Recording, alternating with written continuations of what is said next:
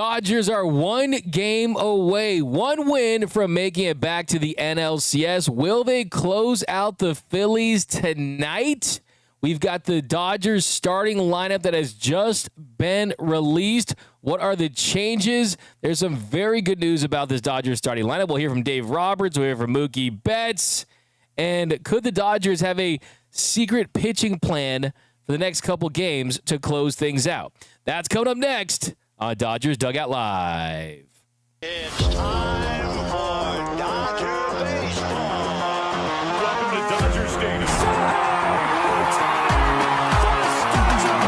This is the golden age of Dodger baseball. The Dodgers are building a dynasty. You got it, Roy, the parade. We got it, parade. The Dodgers punch back and head to the championship series. Ohtani starts the 50-50 club. Mookie magic. Freeman hits the ball right field. She is gone. Start the party, Los Angeles. Your Dodgers have won the World Series. Think blue, bleed blue, and I'm out. What is up, Dodgers Nation, and welcome to another episode of Dodgers Dugout Live, the #1 Dodgers podcast and Dodgers show on YouTube. My name is Doug McKain. I cover the Dodgers for Dodgers Nation, a credential member of the media. You can follow me on X and Instagram at DMac_LA. And if you haven't yet, do me a huge favor, join our Discord, but also the LA Sports Reports, my new show, my new channel dedicated to all things LA sports, Lakers, Dodgers, Rams, Chargers, USC, UCLA, whatever it is in the world of LA sports, we're going to be talking about over there. Also doing live breakdowns. We did one for the wheel play, so we can show all kinds of highlights over there. It's exciting stuff. And also, too, we're going to start doing 1 hour chat power hours where all I do is read chats from you guys. So if you want to go join the LA Sports Report, do it now. We'll leave the description down below. We're also doing a giveaway, the LASR giveaway for the Kershaw 3000 strikeout bobblehead, also CK3K. So if you want to be eligible to win, go over there and subscribe. But guys, it is game 3. The Dodgers one game away from the NLCS. So we've got so much Dodger baseball to get into, so much to talk about here. Will this be the night where the Dodgers sweep the team that everyone thought was going to be their toughest test? Feels like it. That's coming up next. Leading off, the hottest story in Dodger baseball. All right, so the hottest story in Dodger baseball is just minutes ago. The lineup is out, and I love this lineup. 10 out of 10, no notes.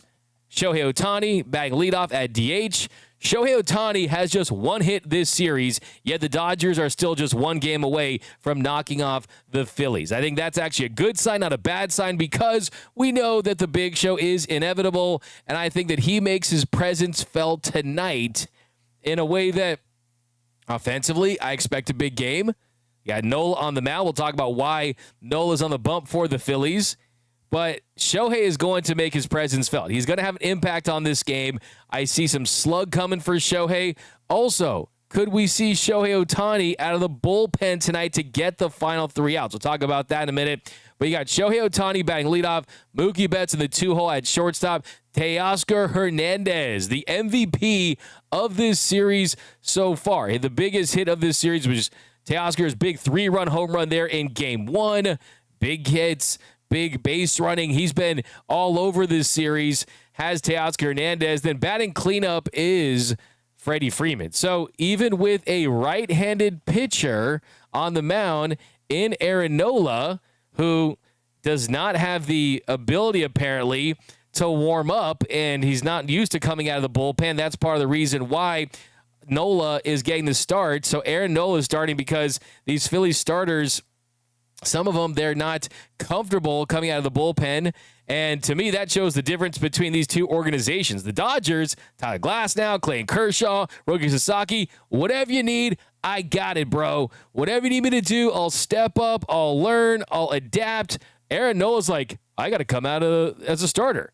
There's also that, and they like how he looked in his last start. So you're going with Aaron Nola in this one, and Aaron Nola, the last time he was on the mound, was September 26th, a Friday start against the Twins where he get 1 run in 8 innings of work. So they're going Aaron Nola because of his recent performance, but I will say his recent postseason performance was not very good. He made a start against the Mets last year and gave up 4 runs on 5 hits, including 2 home runs last year against the Mets, where the Phillies lost. So last time we saw him in the postseason, it wasn't great.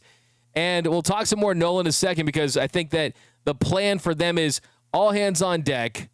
And what that means, we'll get into in a second here. But the rest of this lineup, the big story, the big change, what really stands out is who is batting 5th. And that is catcher Will Smith. So Will Smith is back in the Dodgers starting lineup. The all-star catcher has missed significant time at this point. It's the first time that he's made a start in 29 days.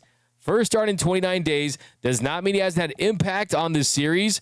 For the first couple of games, Dave Roberts has been inserting him into the game after a couple at bats, a couple of turns through from Ben Rortvedt, and he's gotten 2 at bats per game for Will Smith, including the big 2-run single in game 2. So the bat has been clutch. The catching is, he made a really nice throw that should have got Trey Turner. Had Mookie made that catch cleanly, he would have gotten it. So that's definitely something that he brings. But they've been managing Will Smith in that workload after he suffered that hairline fracture in his right hand.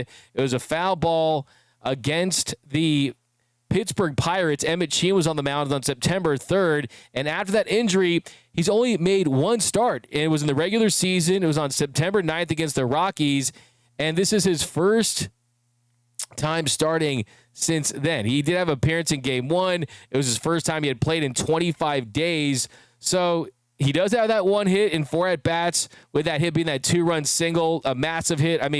Outside of Teo's big 3-run bomb and maybe Kike's double and number, that's definitely in the conversation for biggest moments of this postseason. Now, he was great during the regular season. We know that. Another all-star year for Dills. Hit .296, slug .497. He led the Dodgers in batting average. He had a 153 weighted runs created plus, meaning he was 53% above league average offensively. 100's league average, he was at 153, so 53% above league average in overall production. That was second on the team behind Shohei Ohtani. So they are getting a big bat back in the lineup.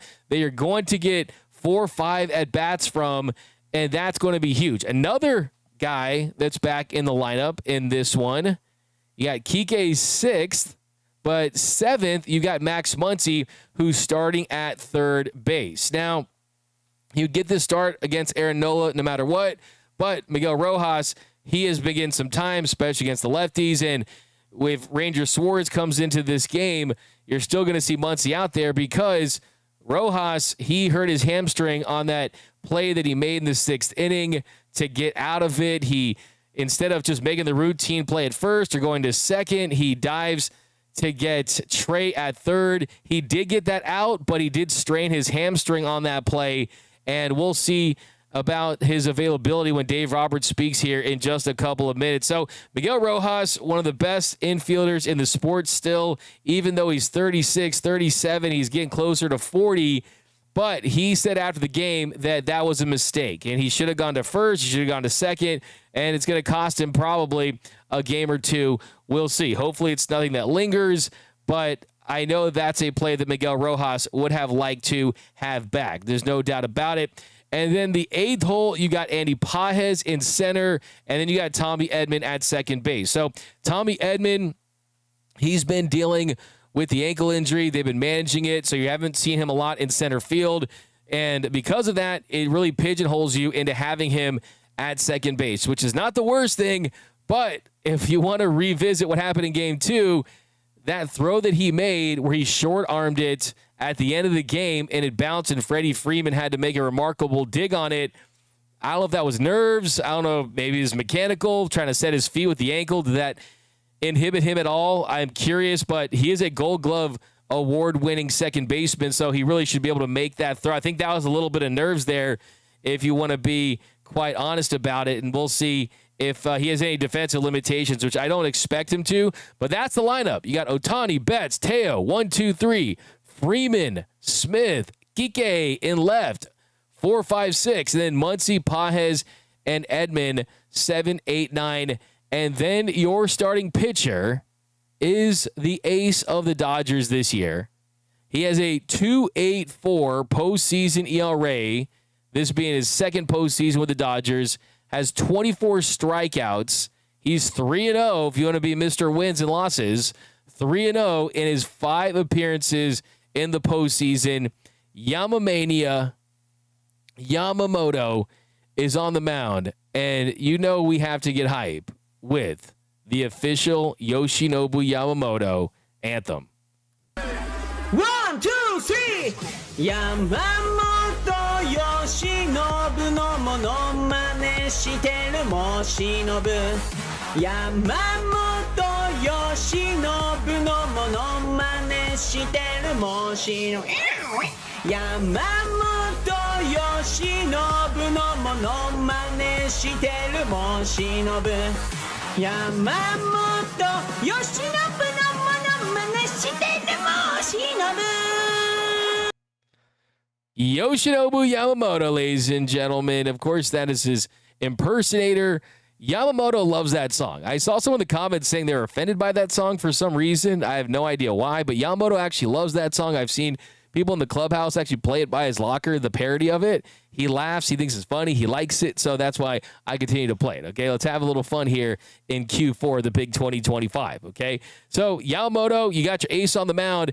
The question I have tonight is the Dodgers pitching plan. How will they close this thing out? How will they close this thing out? How will the Dodgers, if they have a lead in this one, how will they get those final 3 outs? Because you got Roki Sasaki, as Dave Roberts has said, he's your primary high leverage reliever at this point. And yes, that is certainly going to be the case moving forward. You expect Roki Sasaki to be there for those big moments, and certainly that's going to be massive. And Dave Roberts said yesterday, quote, if there's a world where you can use 5 pitchers and finish a postseason and win with the postseason, I think a lot of people would sign up for that, but that's impossible. And the issue here is that, yes, the Dodgers, they trust Roki Sasaki. They would love for him to go out there and throw 100 and throw a nasty forkball and be dominant and get those outs and just be that guy every single out. And he's looked really good in his 5 appearances out of relief in the big league level, regular season and the postseason. But it's a little more complicated than that. The Dodgers and Roki Sasaki, they're still trying to figure out how he bounces back from a relief appearance. How good is the quality of his stuff if he pitches 2 out of the 3 games? If he pitches on back-to-backs, how is that going to look throughout the course of an entire wild card round, NLDS, NLCS, and the World Series? Remember, this is a team that's playing for it all. So you have to see, how does the body feel? How quickly can it get warmed up? How does that play out? And the Dodgers have used him 3 times in their first 4 postseason games. And they've been able to do that because you've had the off days.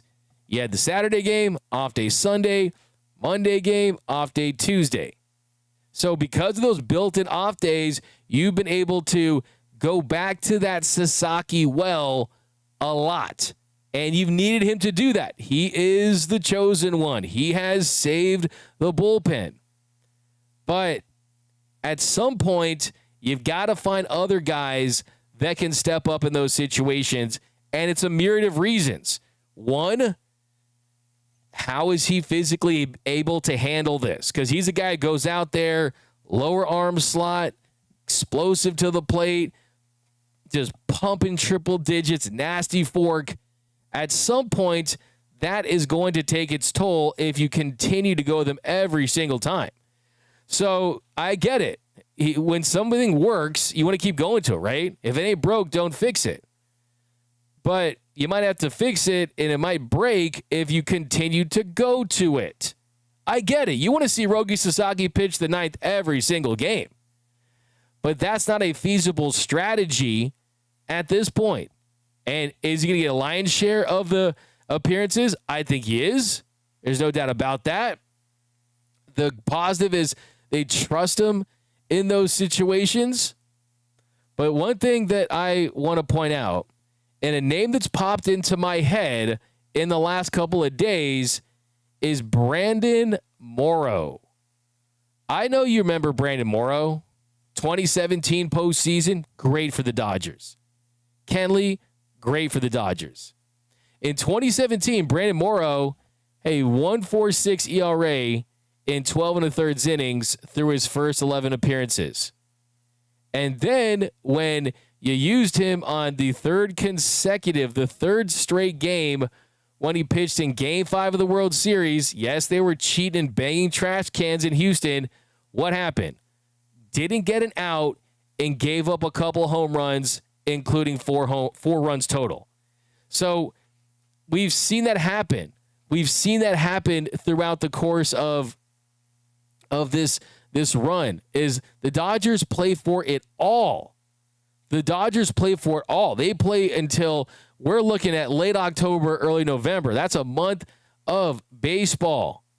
And you just don't want to see those moments happen again. Another name that came to mind, Ryan Madson. But Ryan Madson came to mind for a very different reason.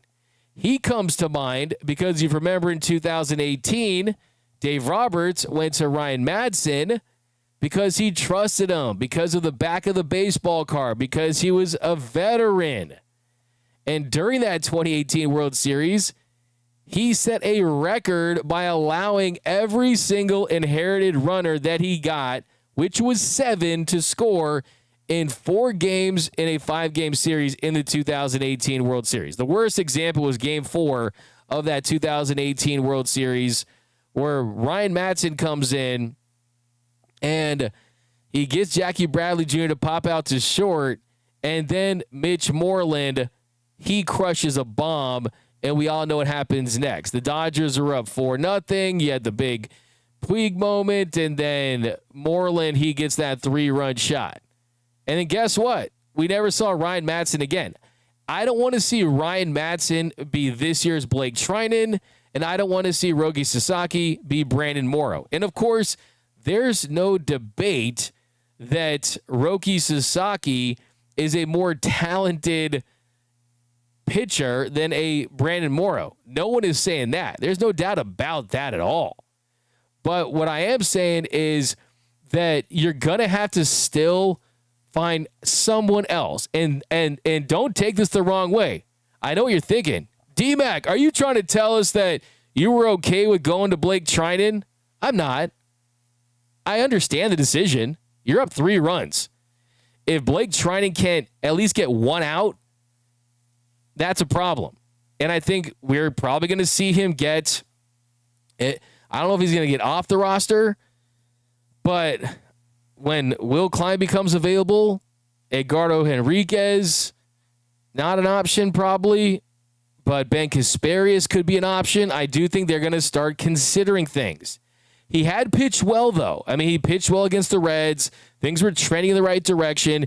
What I've heard, just speaking to some sources, is that his extension to the plate isn't as good right now. And I don't know if that's health related or a physical issue, but the extension to the plate is what is leading to the stuff not looking like it did last year. And you're seeing him miss vertically, not horizontally. And when he's spinning it vertically, he's spinning it right into the happy zone, the nitro zone, the fun box, right, for the hitters. And so that's the thing that I'm seeing. I'm seeing that as well, is he's not effective. So, yes, by all means, demote Blake Trinan. Blake Trinan definitely is a guy that you see in the 6th inning, the 7th inning potentially, but that still puts you in a situation where you need to have someone get the 8th and the 9th inning. And I said it on the last show. The Dodgers have had their starters go 6 or more innings in each of the 4 games this postseason so far. From 2021 to 2024, in 35 postseason starts for the Dodgers, they had their starters go 6 or more innings exactly 4 times. So they had it 4 times in their last 35 starts heading into this postseason where you had a starter go 6 or more innings, and you've already done it in the first 4 starts this year alone. So that tells you that the quality of starting pitching has been elite. The ERA is at 175. They've been absolutely outstanding. So I call them the murderers rotation. They are filthy. And I look at tonight's game, and I say to myself this. You cannot let this Phillies team get a win tonight. You can't. I'm not a must-win guy. I'm really not. The only time you need to have a must-win is if it's Game 7, or if you lose that game, is your season end. But it would behoove them to win tonight. It absolutely would behoove them to finish the job against this Phillies team tonight, because if the way things play out tonight and you get Aaron Nola and it's all hands on deck with a Ranger Suarez, well, then if they get the win tonight, then you're looking up at a Christopher Sanchez in Game 4, and then it would set them up potentially if they want to go that route. And then we'll see what happens, too. If you go Sanchez, I would bump him up. Or you could see Walker Buehler in Game 4. Walker Buehler's another guy that you could see in Game 4. Does anyone want to face Walker Buehler in the postseason? Would I be surprised if the Dodgers rocked him? No. And I know it was over. I saw people freaking out because Walker Buehler was giving information on the Dodgers hitters to Phillies coaches. Do you really think that Walker Buehler and has more information than the Philly scouts? This is Major League Baseball we're talking about, okay? But still, I digress on that point. But no one wants to see a postseason Walker Buehler. No one wants to see a Christopher Sanchez that's bumped up. And let's say they find a way to get that win if they do go with a Walker Buehler or a Christopher Sanchez. Then you put yourself in a position where tomorrow all the pressure would be on the Dodgers. All the pressure would be back on the Dodgers, even with the Dodgers leading in the series. Look at last year. Dodgers were down 2-1. What'd they do? They won a critical Game 4 on the road with that magical bullpen game. They win 8-0, and they come back and win it in Game 5. So do not let this Phillies team get a win, because that would really set them up, because you got a dangerous Walker Buehler as an option. You got a Christopher Sanchez as an option, and Luzardo could get bumped up. I mean, this team is desperate to win. They do not want to face Philly fans. They do not want to enter a complete rebuild this offseason, and they would definitely change some things up significantly if they did not win.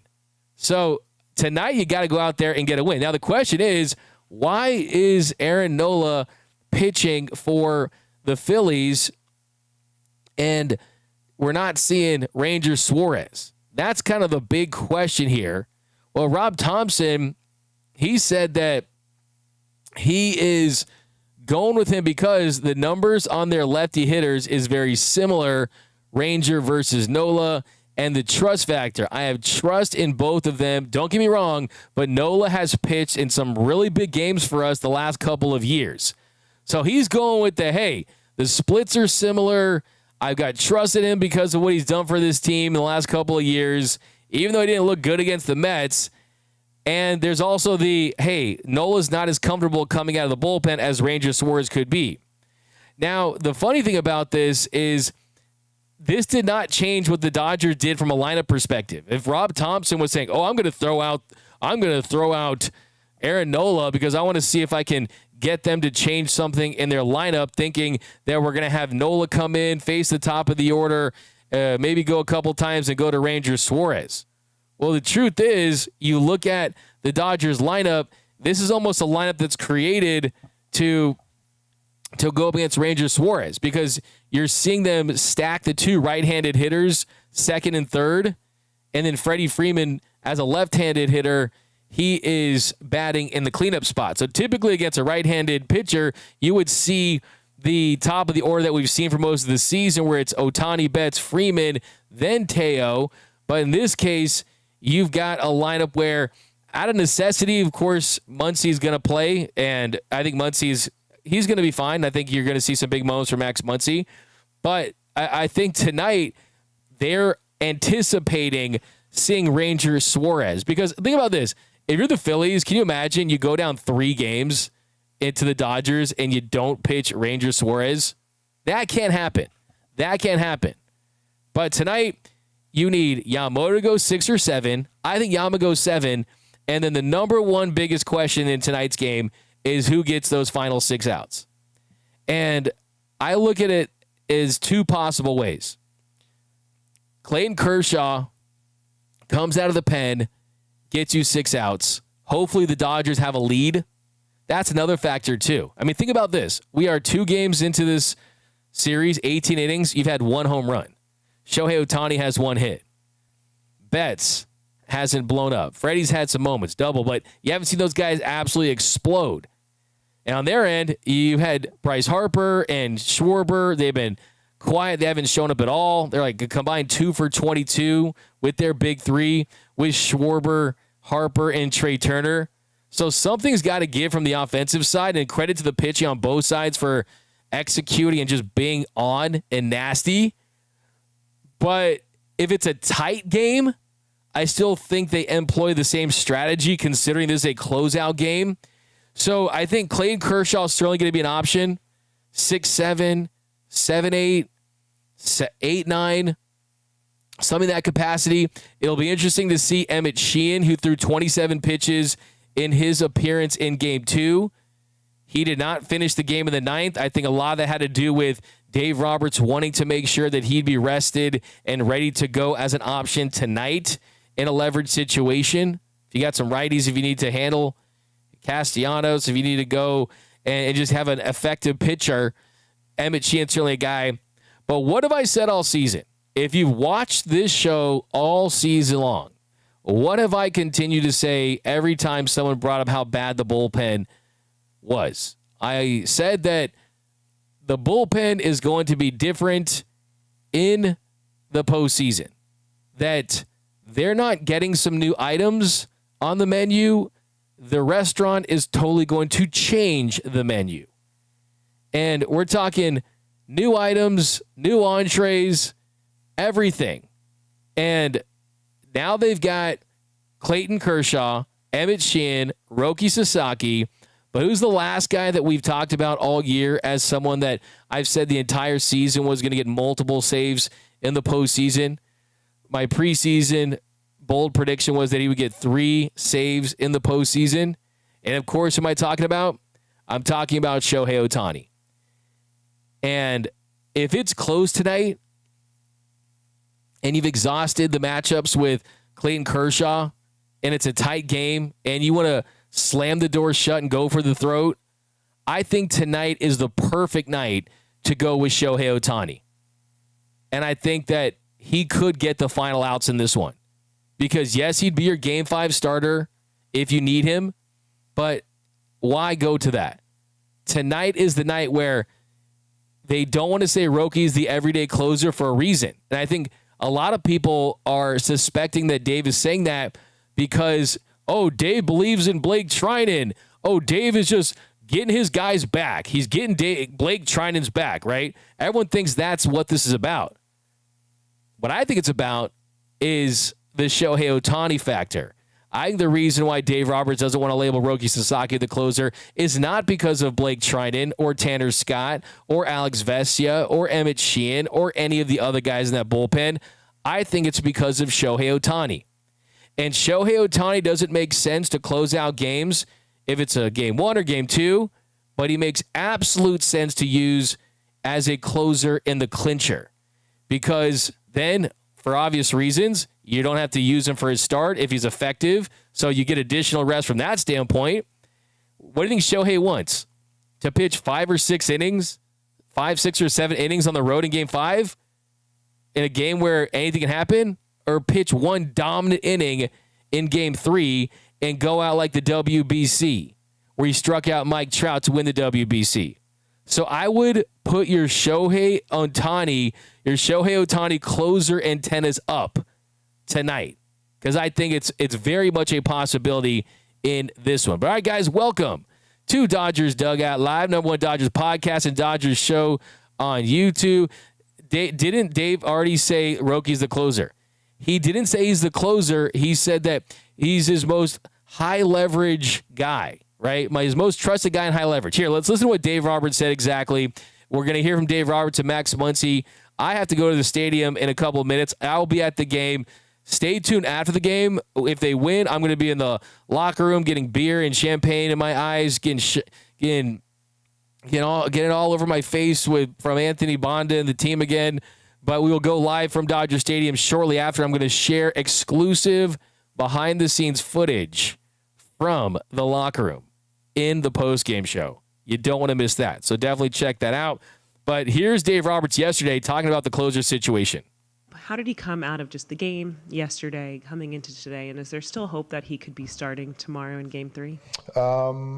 Yeah, there is hope. I think he came out of it well. Haven't seen him today yet. We'll see him out there at the workout. So I'll make that decision tomorrow. But there's each day it's gotten better, and so I feel more confident that he'll be able to start. Can we go to Jack? I know you don't want to box Roki in as like just a closer, but moving forward, if you haven't used him in a game when you get to the ninth and there is a save situation, like do you anticipate him kind of being even more of your primary option in that spot?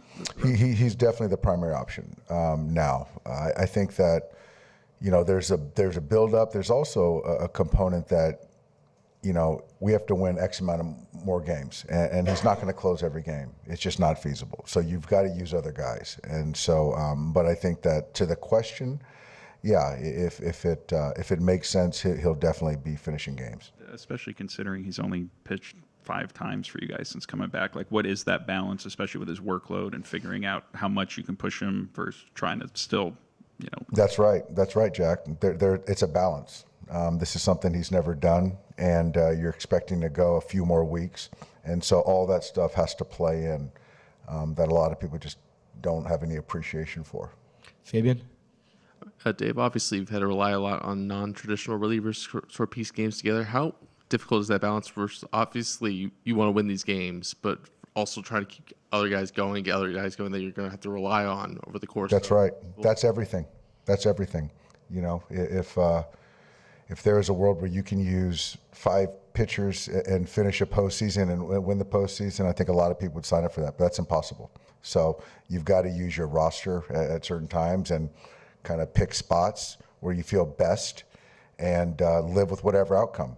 But, that's just the way it goes in to win for us this year, 13 games in October, but very well-framed question. And, but yeah, the more you see guys and give guys opportunities, you see how they respond, and it certainly helps my decision-making going forward. And with the lineup tomorrow, what does them going with Nola do to sort of change sort of how you construct who's in there? It doesn't do a whole lot outside of Max will be in the lineup. Miggy Rowe won't be in there. Then I've got to certainly make the decision on Will versus Ben to start the game, but that has no bearing on who the starting pitcher is for them. Okay. So here right there, it's not an easy task to do. You have to absolutely find a way to get other guys involved. I mean, you just need 4 or 5 guys you can trust. And I think right now Emmet Sheehan is climbing. Blake Trinan fell off. Alex Vesia has been nails in the right situations. Clayton Kershaw hasn't gotten that postseason shot. I think that happens tonight, and we'll see if he passes that test. I have high hopes for that, and hopefully you can add him right in. And then, who knows, does Anthony Bonda, a guy like that, get a shot? Do they use a Tanner Scott? I know you don't want to hear that, but at some point you need 4 or 5 other guys to step up into those situations. I do like the Dodgers offense in this one, though. I mean, L.A., you've got a streak of 13 consecutive postseason games where you've scored at least 4 runs. That goes all the way back to Game 3 of the 2024 NLCS. And the Dodgers, they have the Major League record for the longest streak. So that definitely is a positive. 4 runs in the postseason feels like 10 runs. So that definitely is big stuff to go out there and get those runs. And we'll see what happens. Because, look, like I said, the closest game gets, I'm confident, but this is not one of those games where you can sit back and relax and be comfortable because you're up 2-0 in the series. Think about this. I was looking up before the show. The Dodgers are going to win the series. I feel good about that. But it's not impossible for the Phillies to at least make things interesting. The higher seed in the NLDS that has had the 2 home games, that have lost those 2 games in the first 5, the 2 games in the first of that 5-game series, that's happened 25 times. It's only happened 25 times where the home team has lost both of those games. And 3 of those have come back to win the series. So 3 out of 25 that have dropped the first 2 home games in a 5-game series have come back to win. The 2001 Yankees, the 2012 Giants, and the 2015 Toronto Blue Jays. So that's 12% of those teams, right? So that's low, but it's not like we're at 99.9% win probability yet, right? I mean, Yamamoto has been fantastic. He hasn't gotten great run support this year. If he gets 4, you'll feel great about that. The Phillies bats are really due. Bryce Harper's, Schwarber's due. That scares me. And then the Dodgers bats, I think their big boppers are due too. So something's got to give tonight. Tonight's a massive game. It really is. Like, ending this game would be so huge because not only would you beat the team that I think was their biggest challenger and the team that was standing in between them and another World Series, but also it sets you up for your pitching for the next series in the NLCS. I mean, think about that. If you don't have to use Tyler Glass now, then in the next series, he can take on more of a bullpen role and then make a start. You got to keep guys fresh. And then Shohei Ohtani doesn't have to make a start. Keeps him fresh. You could use him as a reliever. So I think we're going to get some bombs tonight. I think Shohei Ohtani leaves the yard. I got Ohtani hitting a bomb in this one. I think Teoscar Hernandez, too. He's just so hot. He's hotter than the devil's armpit. Give me Teo. Give me Shohei. Feels like Kike Hernandez is always good for a big moment. But lots of bombs this year at Dodgers Stadium. There were 89 more home runs that were hit at Dodgers games than on the road. So they really, really crushed dingers at Dodgers Stadium. And I think you're going to see the offenses wake up in this one. But all right, guys, let's hear from Max Muncy. Max Muncy in the Dodgers media room as we speak. We got Kike Hernandez here coming pretty soon, so we'll hear Kike Hernandez and then Dave Roberts pretty soon. And then give me your predictions. By the way, the Phillies, I don't know if you saw this. The Phillies, they got permission from Major League Baseball to wear their blue throwback Phillies uniforms. So I think that means they're a little desperate, right? Did they have a different breakfast? Did they sleep on a different side of the bed? Did they wear different clothes going to the ballpark today? Take a different route? I mean, to me, that's a little like, okay, we're trying everything. We're kind of desperate at this point. So thankfully, the Dodgers, they don't wear throwbacks because you know what? They never changed the uniforms because they're so good. We don't need throwbacks. Their home uniform is a throwback, and you love that. So I'm not worried about that. But let me get your thoughts on that. That kind of reeks of desperation, if you ask me. But Max Muncy is talking right now in the Dodgers media room. Let's hear what Muncy has to say heading into the Dodgers Game 3 closeout game potential against the Philadelphia Phillies. I wouldn't say great. It's obviously great to be back, but, just you come back for a short stint, you get injured again.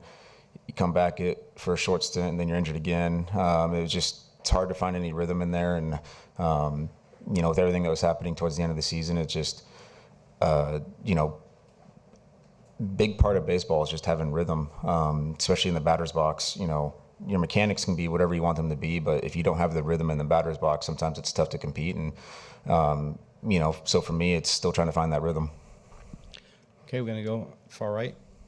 The game 2, you nailed the play in the bottom ninth, and that's not that easy play. Like, postseason has a different atmosphere, and how hard is it to stay calm and focus on the games? It's really hard. Your heart's racing, especially in that atmosphere. We've talked about it a bunch among the guys, and you hear all throughout baseball that Philly in the postseason is one of the best environments that there is, and not a lot of us had ever been in a postseason series in Philly, and experiencing it firsthand, I can agree it is one of the best environments. And so in that moment, it's tough to kind of keep your heart rate low, and thankfully we have a whole group of guys out there on the field that have just tons of experience. And, I was talking about it this morning, just for us to discuss that bunt play, you have, 3-4 guys in the infield, all 10 plus years.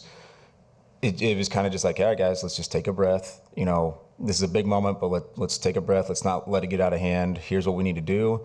You talk about it, and it was kind of like, all right, we're just going to roll through it like, obviously it's not a spring training play, but we're just going to roll through it like we're running a drill. And there's a lot of things that can go wrong, but, thankfully for us, we were able to keep things kind of slow, and we executed it.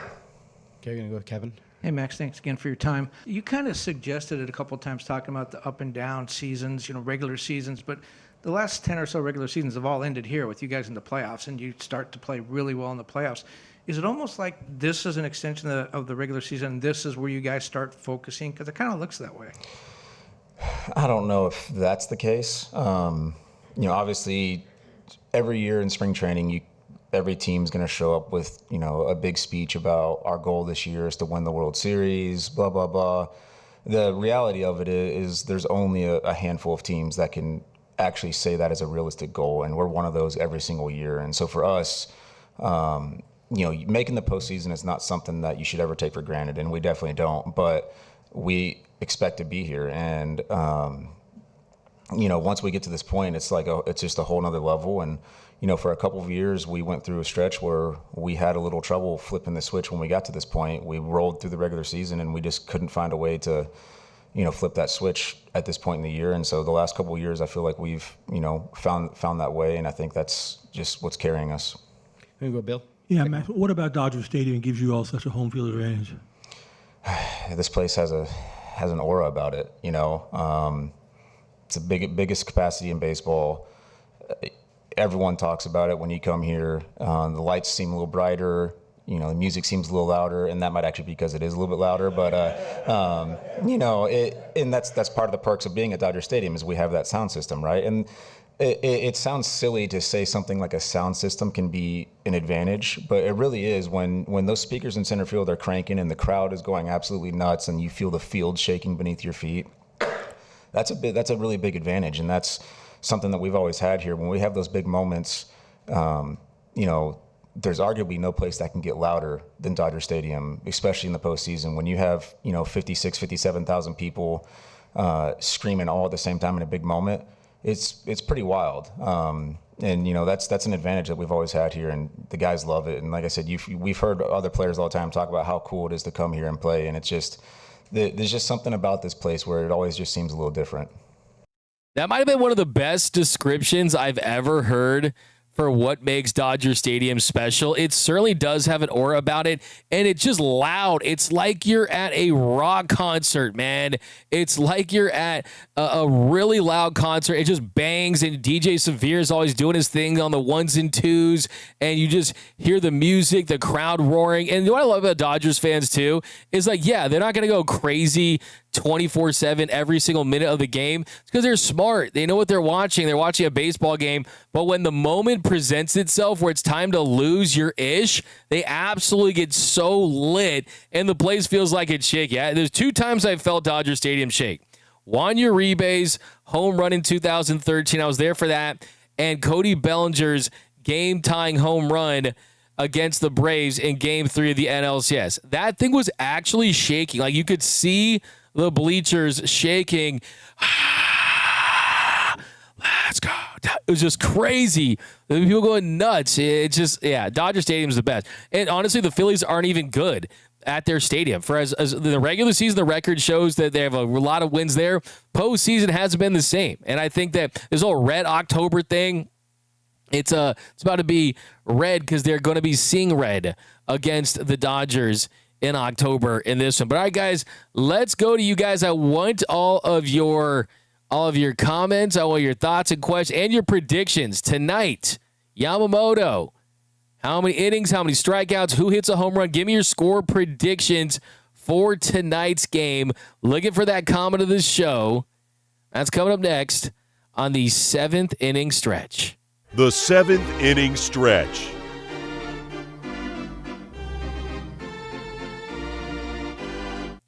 Yep, Shohei closer. I've been saying it all year, guys. If you watch this show, you know it.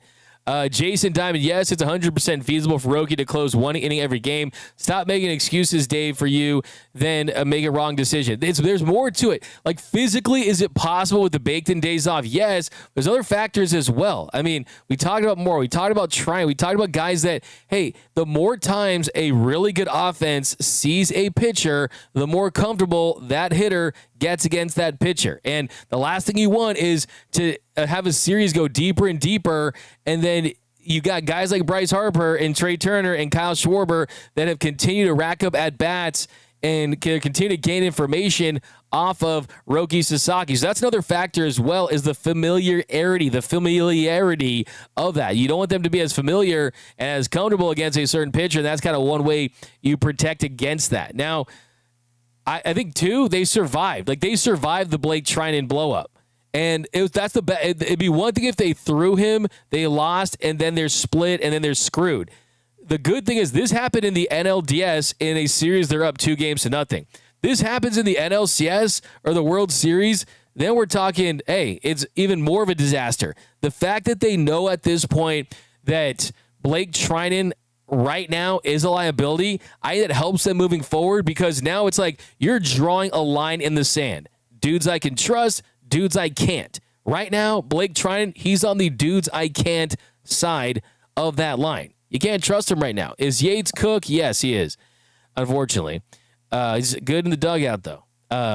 Let's keep it hopeful, D-Mac HB3. I'm hopeful. I like them to win tonight, but I think it's very, very, very important that they slam the door shut. Reading too much into the jerseys, I'm not reading into it. They did it. I mean, they want to do it. Dolly Madsen, I love you. Dodgers Nation. What's up, Kalu? What up, Foxy Cinnamon? Don Davis. HB3, I need Muncy to crank that swing and send a couple inside pitches to the moon. I like that. NS, only way Phillies win today is if they wear Dodgers uniforms. It's a comment of the show. I like that. Roki swag. How about Roki when he had the Aura jacket on in the dugout, looking like he's like Saget or M. Bison from Street Fighter, just looking awesome. Roki Sasaki, Sasoctober. Max is nails. If he gets going at the plate, the World Series is ours. Please give Yama some run support. Delirium, 162 games spring training. The real season started 8 days ago. I like the way you put that. We got Max needs to find his rhythm tonight. I think he hits a bomb. That's from Chad. I like that call against a righty. Max Muncy. I could feel a Max blast in this one. I like that. It's a good call. Bro, this is L.A. Dodgers for life. Dodgers for life. I love it. We got MTV Gen X Watcher. Our crowd is going to get loud. That's another thing, too. Let's hear from Mookie Betts. Mookie Betts had a message for this Dodgers crowd. Just how you spoke to the media, but there's been a lot of talk of kind of just the defense that you guys showed at the end of the game. Of course, the play of the wheel, which you guys executed perfectly. When you look at how you guys are really coming together right now, does it feel like this is kind of the peak for you guys, or just the best y'all have been playing getting to this point right now?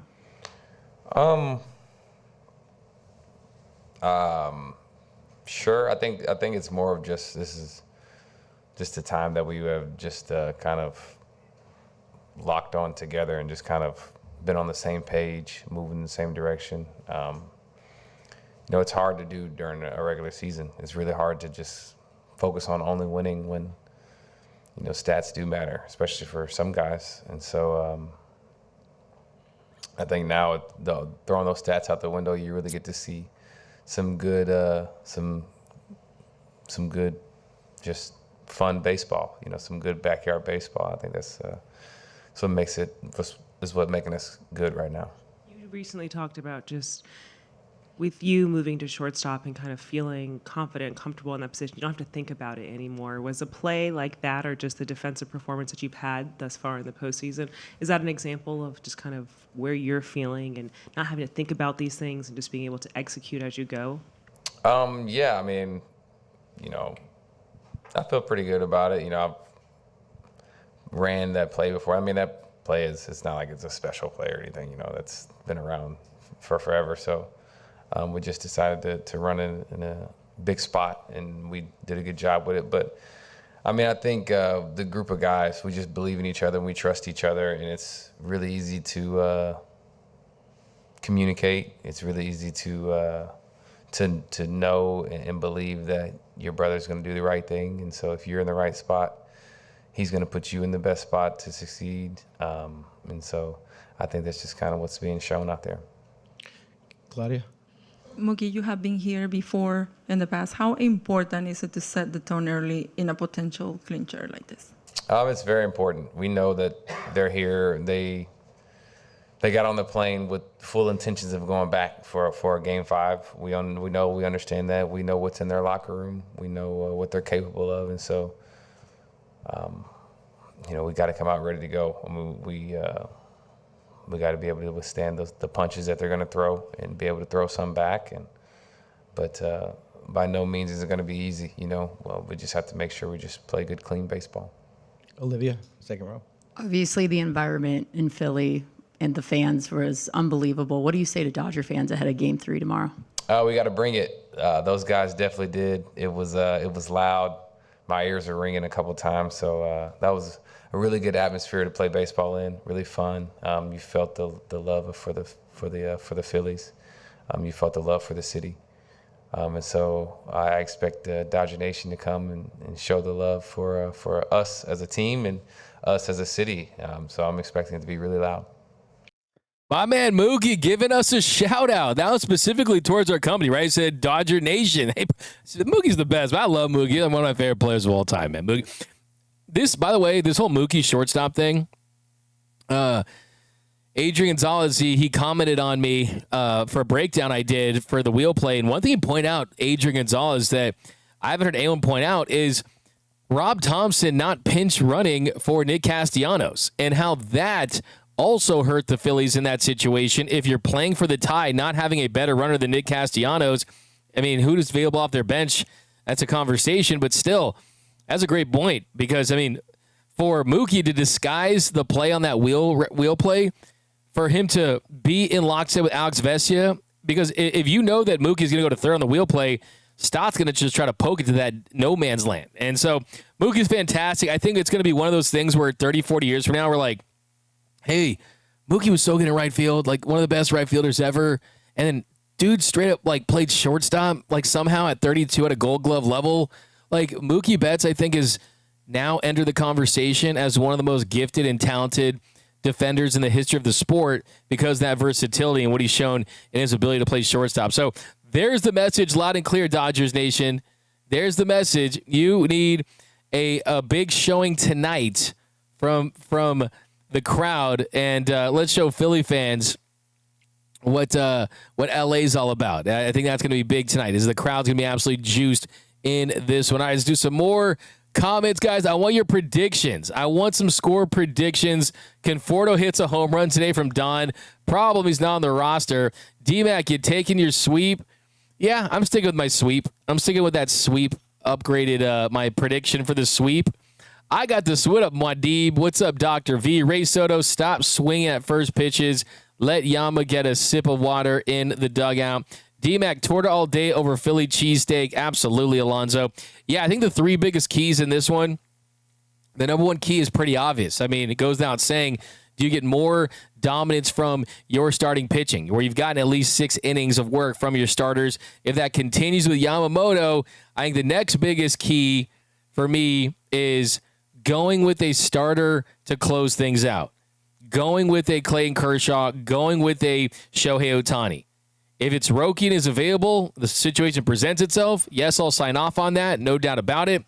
But I think I'd rather get aggressive with a Shohei Ohtani to close things out. So the biggest key for me, for Dave Roberts, don't try to rewrite the narrative of Blake Treinen. Don't think, oh, this is a good spot. We're up 4 runs. I can give Blake Treinen some confidence here. Sure, the probability is he'll come out there and he'll probably get 3 outs. But even the slightest chance of fumbling a game of this magnitude where you can knock off the favorites, essentially, in the Phillies, that'd be a major mistake. Forget the guys like Blake Treinen and Tanner Scott. I don't want to see those guys in the game. It's got to be Clayton. It's got to be Roki. It's got to be Shohei Ohtani. And maybe Emmet Sheehan and Alex Vesia if there's a situation. But those are the dudes that I'm trusting in this one. Next big key, big moments from the MV3. I think there's a big Shohei Ohtani game. He's had 1 hit this series. I think it's a great Opportunity for him to hit a home run, to give them a big moment. Mookie Betts, Freddie Freeman. You've had the Hernandez brothers, the Super Hernandez brothers, carry you with Teo and Kike, and I'm sure they are capable of being very productive, having big moments again. But I think that to put a stamp on this series for the best guys, the superstars, it's time for them to impose their will on this series. And another thing, the fourth biggest key is don't let Aaron Nola get hot. You've scored 4 runs for the last 13 postseason games. We don't need a game where you're giving a bad pitcher confidence, a guy that's struggled for most of this season. Go out early and dominate, because you look at the early first inning ERAs for Nola, they're not good. I mean, they're really not. I mean, he's got a 7.94 ERA in the first inning this year. Dodgers are good first inning offense teams. That's a big key for me, is going out there and imposing your will early on. I've got the Dodgers winning tonight. Think the Phillies not going to go out without a fight. I think Yamamoto, he does what Yamamoto does in the postseason. He dominates. He's effective. He's scared of nothing. I got the Dodgers winning this one. I got a 4-2 win. A 4-2 win for the Dodgers in this one. Shohei Ohtani and Teo hitting dingers. And Shohei Ohtani getting the final out. Shohei Ohtani coming out of that bullpen. I'm just trying to manifest this. I'm trying to speak into existence, because it'd be absolutely electric. Shohei Ohtani getting the final out, Clayton Kershaw getting the final out, but Shohei Ohtani getting his first save of the postseason. I have to stick with my preseason prediction where he'd get 3 or more, so I'm going to stick with Shohei Ohtani getting a save in this one. It might be 2, but I think it's going to be a big one. All right, let's get to your predictions, and I got to go to the ravine. A super chat, my man, Richard Flores. Roki with the cold-blooded answer about the Phillies crowd. I don't speak English. That's badass. I hate cheesesteaks. Slam the door. Yeah, Roki was absolutely savage for that. And who cares what they say in Philly? They can't go out there and hit, pitch. Their vocabulary is very low. They know one word, and that's boo. And, yeah, you're not going to have anything to boo. Go boo your Eagles, who suck now. Go boo Penn State, who got their ass kicked by UCLA. Go boo the other crappy teams in Philadelphia. Go boo the crappy 76ers. All right, there we go. I know I got a lot of Eagles fans in here, so sorry about that. Extend Thompson from Nando. Whoa. Foxy, Dodger Nation, getting a shout-out. Nice. Yeah, wasn't that cool by Mookie? That was so cool. I got that, too. You made me laugh. I love you guys. By the way, we've got Let's Go Dodgers. Let's Go Dodgers. Jim, 7-4 Dodgers. Pajes will homer. I like that pull, Myra. Nick, Dodgers W, but if any of these are correct, I'm going to play it on the postgame show or on tomorrow's dugout, by the way. So, D-Mac, where's the meetup point at the stadium? Keith Potter, come find me. I'll be on the concourse, my man. Who's pitching? We got Nola versus Yamamoto, HB3, 9-3 Dodgers for the sweep. I like a bludgeoning. 7-2 Dodgers win. Philly going home with their tank on empty. Yeah, I said 4-2. Yeah, I was kind of buying into the drama. I could see a blowout today too. I mean, I could see the Dodgers going out there and really feasting on Nola early on. Roy Estrada, always believe in your boys in blue. Choking on champagne. Yep, that's going to be me. Is Anthony Bond a good option? I would say not the top, but we'll see if you get a pretty sizable lead. If he's on the everyone's on the roster has to pitch, right? At some point. I mean, you don't need everyone to pitch, but everyone has to have a role. So if the role provides an opportunity, then certainly yes. High leverage, though, I would go with some guys in front of him. I would go Kirsch over Bonder right now. Lola, they will not celebrate in our clubhouse again this season. Bang. Nice job, Lola. Hell no, they won't. Senior Jefe, D-Mac Dodgers are going to give the Phillies some brotherly love and send them home winless. Let's go, Dodgers. Like the trash talk, baby. We better not get shut out. That's from Pablo. Delirium Night, Dodgers Nation party tonight. See you there. Yeah, join us for the after party live at Dodgers Stadium. D-Mac, will you do a shoe if they sweep? On tomorrow's show, Moreno, I will do a shoey if they sweep. That sounds about right. Sweeping them is definitely worth doing a shoey. Roki's a beast. I can hear you. We've got who's pitching? Torta Nation President D-Mac. Bring out Kirsch. Dodgers 3-0 Phils. All right, guys. So running out of time on this one. So let's get to. We're going to totally switch topics here because I thought this was really cool to see earlier in the day. I don't know if you guys caught this, but we are running out of time. Keep going with those predictions. Go with the Go with your predictions. Keep going with your home run picks. Who's leaving the yard? Because if you're right, we're gonna play those after. But let's get to the walk-off. The walk-off. Hits the ball to right field. She is gone. All right, today for the walk-off. Look at this. Look at this. Kobe's daughter, Natalia Bryant, she was the creative director for this new Lakers promo. And yes, you caught that right there. That is Shohei Ohtani with a Lakers hat on, winking to the camera. And this really feels like the work of the Guggenheim Group, who now is the principal owner, the majority owner of the Los Angeles Lakers. I feel like there's a connection here. My first thought I feel bad for those Padres Lakers fans, right? There's so many Padres Lakers fans out there. Hey, just so you know, Lakers and Dodgers are about as close as two franchises in any professional sport. So, hey, Padres Lakers fans, how you like that? Shohei Ohtani in purple and gold. Love to see this. Love to see this. It's awesome stuff. We're going to see Shohei.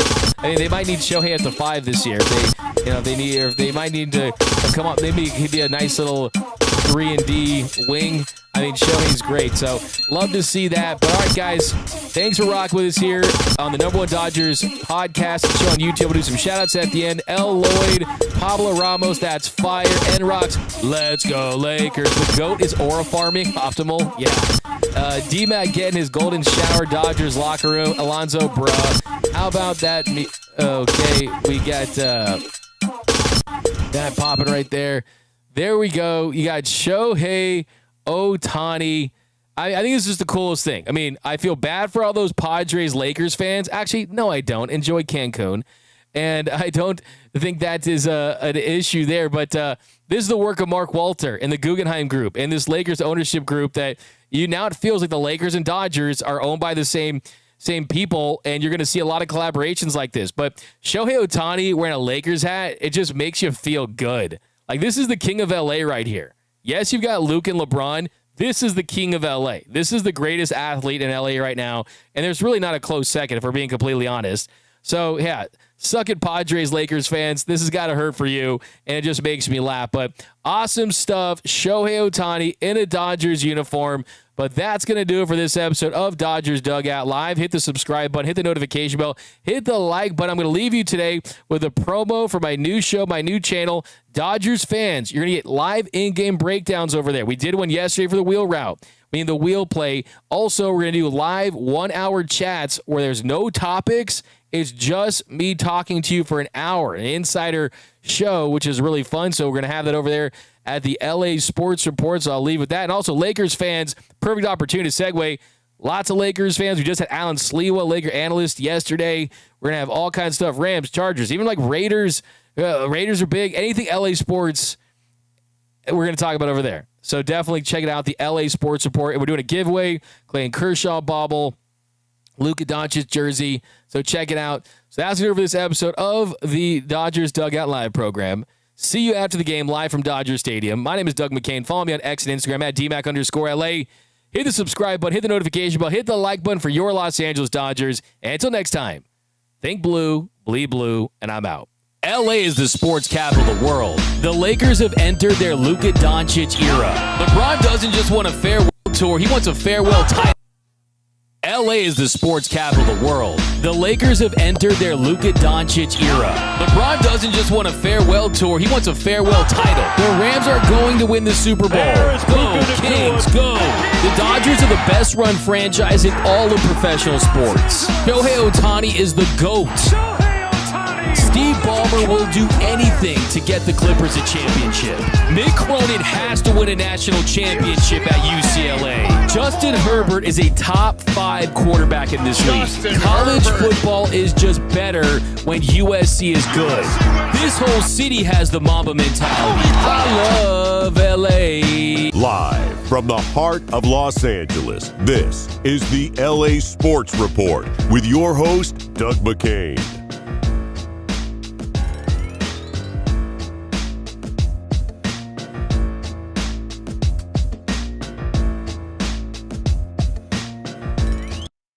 Start the party, Los Angeles! Your Dodgers have won the World when the upcoming winter gives way to spring, rest assured, once again, it will be time for Dodger baseball.